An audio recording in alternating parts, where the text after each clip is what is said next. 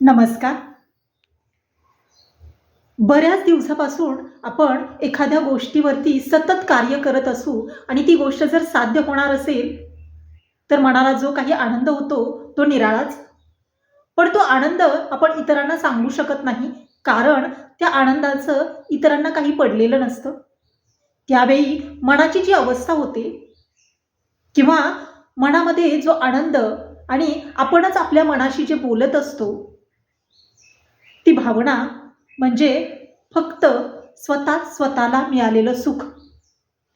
आणि अशीच भावना जेव्हा आज माझ्या मनामध्ये चालू होती, तेव्हाच मला सुचलेल्या या मन या विषयावरच्या ओळी आज तुमच्यासमोर सादर करते. खरं तर हा आनंद नेमका कोणता ते इथून पुढे थोड्याच दिवसात मी सांगेनच तुम्हाला.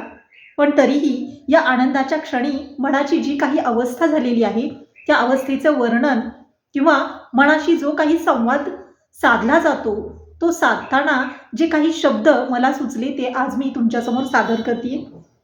कवितेचं नाव आहे मन. मनातल्या पावलांना मनाचीच घाई, मनातल्या पावलांना मनाचीच घाई, पळून पळून जाता जाता मन कुठे जाईल. मनातल्या पावलांना मनाचीच घाई, पळून पळून जाता जाता मन कुठे जाईल. किती किती विचारांनी तुझी होईल काहील. मनाला म्हणतेय मी, किती किती विचारांनी तुझी होईल काहील.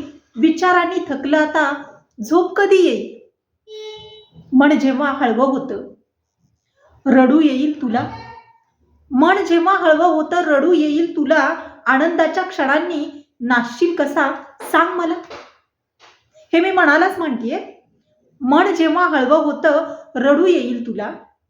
आनंदाच्या क्षणांनी नाचशील कसा सांग मला. मी तर तुझा मित्र आहे खरा ना.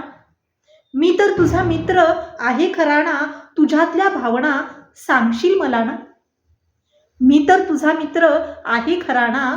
तुझ्यातल्या भावना सांगशील मला ना. तरीही वाटतं नेहमी तू तर कोडा आहेस. तरीही वाटतं नेहमी तू तर कोडा आहेस. मनातल्या प्रश्नांचं कधीही न उघडणारं घोडा आहेस.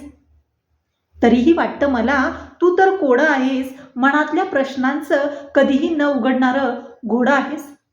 अशी ही मनाची अवस्था, ते म्हणजे मन, या कवितेतून मी आज तुमच्यासमोर सादर करते. धन्यवाद.